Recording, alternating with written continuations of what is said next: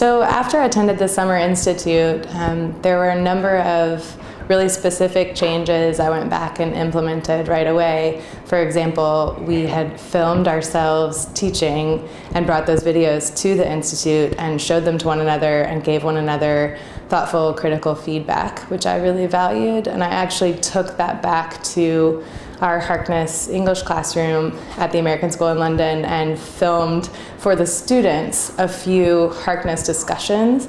And then we would watch those and reflect on our practice in terms of our speaking and listening as we explored texts. And so in a really specific, basic way, I drew on some of the things we had tried and learned at KlingDraft1 in that sense. And then in a slightly broader way, I brought some ideas back to my own teaching and my own department that sort of overlap between my classroom and all of the English classrooms in terms of the texts we choose, and it just including a wider and richer range of voices and perspectives, which has been tough going in some ways in my department and certainly not in others.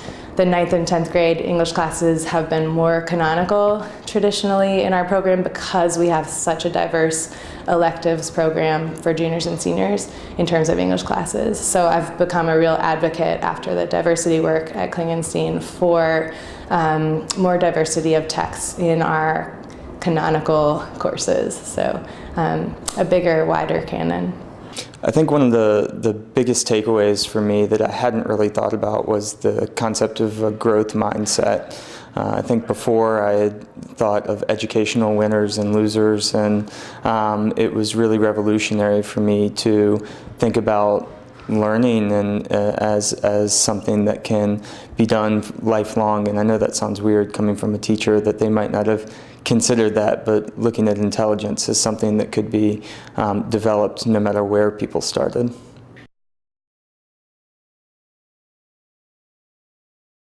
Yeah, challenges in terms of changing my teaching, changing my own classroom, always include just how difficult it is to change. I've been teaching for 10 or 12 years now in different schools and environments, and I default to some of the same modes and practices as ever. I think all teachers struggle with that.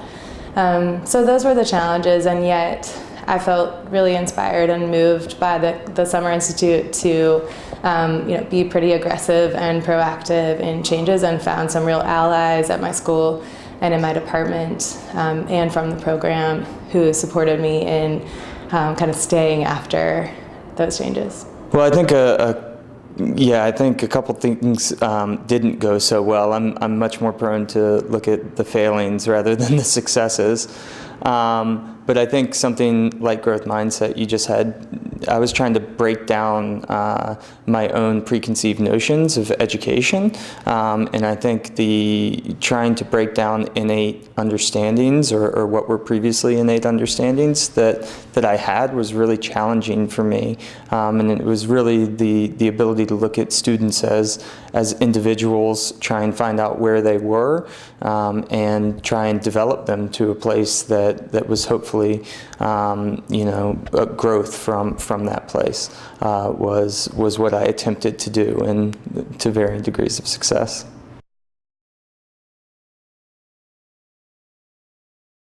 So after the Summer Institute, there were a number of changes I tried to implement at my school, the American School in London. The most significant one, I would say, is to do with our involvement in the Independent School Gender Project. I went back from the Institute really excited about the diversity work and wanting to be a more active part of it at my school. So I advocated for becoming a member of that group, and started work with some colleagues and students and created a gender task force. And that's been a really vital and exciting part of the last few years.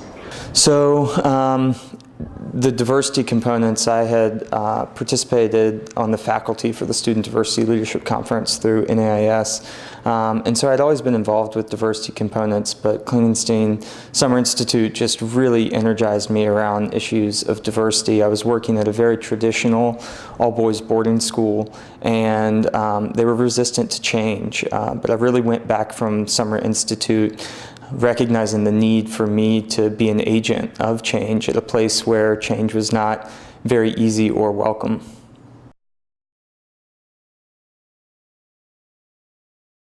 Challenges include always trying to do too much at our school, and maybe at all schools or all independent schools, I'm not sure. But what went well was trying to find connections between existing work and like structures that were already in place. So we have a unity and diversity group I was able to liaise with and connect with. There were a number of educators already on the faculty who are passionate about similar issues, so that helped.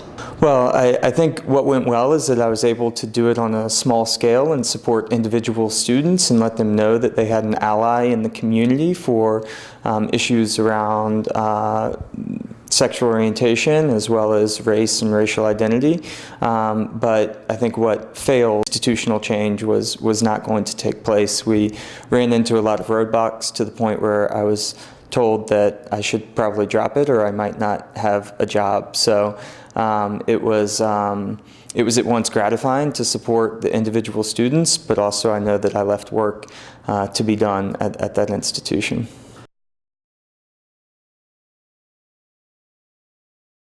I think what I would do differently is really simple, and it's just loop back to the letter I'd written my head of school and then my early meeting with her after the Summer Institute. I wish I'd built in some of those structures as repeating structures. So, return to my letter and write reflections, say, every few months. Or, plan biannual meetings with the head of school, that kind of thing, just to check in and loop back.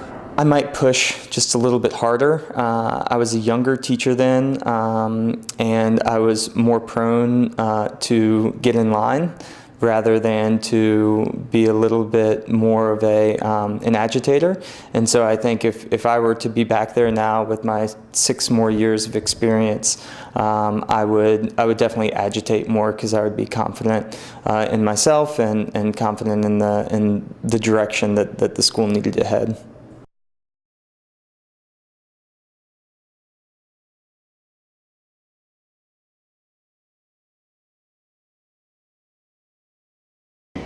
Into my own teaching, I tried to, after the Summer Institute, I tried to become a much more thoughtful, a much more mindful, and a vulnerable teacher.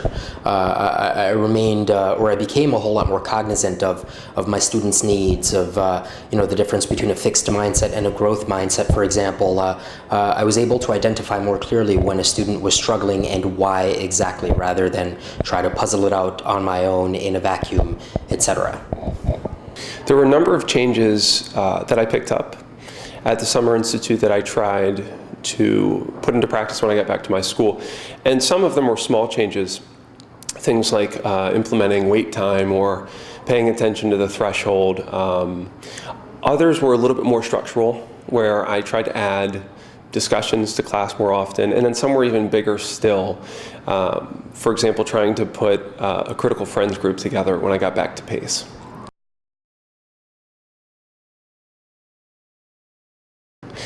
Yeah, I think, so what went well and what didn't go so well, what comes to mind is when I first got back to my school after the summer and after having an incredible experience, I went around with my team at the first meeting that we had, and I asked everybody what they were doing different this year, what they had in store in terms of changes for the upcoming year. And I remember when I asked the question that I got nothing but crickets, basically.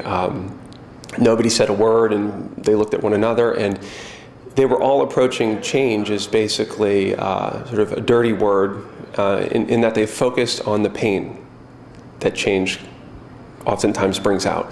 And I guess after the Summer Institute, I had redefined my definition of change and sort of saw the value in growth that can come from change.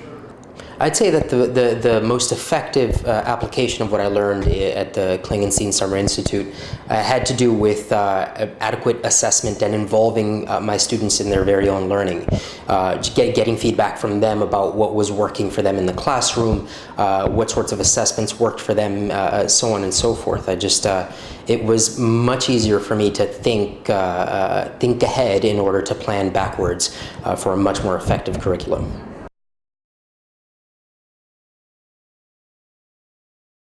In terms of my wider community, I tried to change, I guess, my school more, again, from a personal perspective, which was to allow myself to be more vulnerable and ask for help more actively and connect with teachers about the elements of my teaching that were problematic to me, and to solicit feedback from them in as humble a way as possible. You know, the only way for me to become a better teacher is to use my best resource, and that's my colleagues as well as my students, of course. In terms of my wider community, I think that one of the biggest things that I took away from the Summer Institute was the importance of intentionality and growth mindset. And I know those are two changes that are a little bit harder to quantify, but I found that just engaging colleagues that I hadn't talked to, or visiting classrooms that I hadn't been in, or talking to students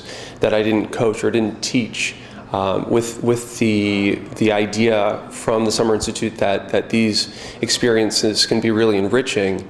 I think that was probably the biggest change and the most positive change that came out of the Institute that I tried to put into practice in my own school.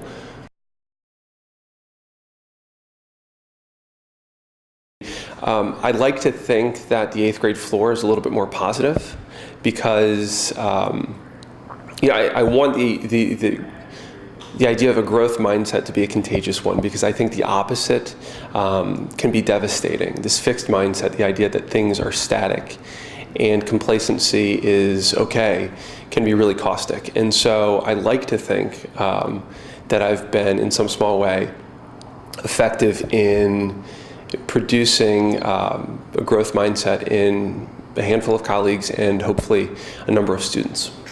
One of the more challenging things, the most challenging thing, is enacting overall change for the institution as a whole. My school happens to be relatively new, and it's very much in a growth stage. It's a great institution at the same time that, change takes a while, and to try to make changes when the school is growing, when it's at in its first several years, is really difficult. And even then, even at an older school, which I was at prior to this school, change is challenging because institutions can get so entrenched in their traditions. The challenges that I faced, people were really reluctant to want to change. Again, people, I think, tend to focus on the difficulty of change, because change can be really challenging, and it can be difficult to go through because it exposes the areas where you need improvement. But when you get on the other side of that, it can be incredibly enriching.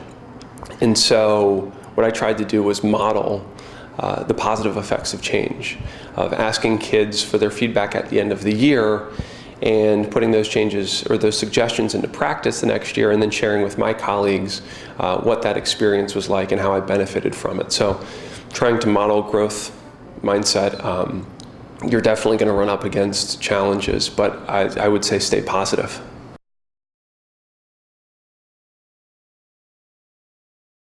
If I tried to implement, or as I move forward and attempt to implement change, I will continue to try to communicate more effectively, ask questions, listen more carefully, and really get a lay of the land before attempting to push change through. I think it takes a wholesale investment from the leaders of the school to colleagues to family buy-in, so on and so forth. So I look forward to taking a more holistic approach to change. What I would do differently is I would try to remember it was easy for me to remember going back that year that change was going to be difficult, and that there were a number of people that didn't have the same experience that I had. But when it became really difficult, it was the following year and the year after. And so the thing I think I would try to do differently is just stay conscious of the idea that it's a gradual process, and that it's difficult, and it's okay that it's difficult, but remember that things aren't necessarily going to get easier right away, and they may take a little time.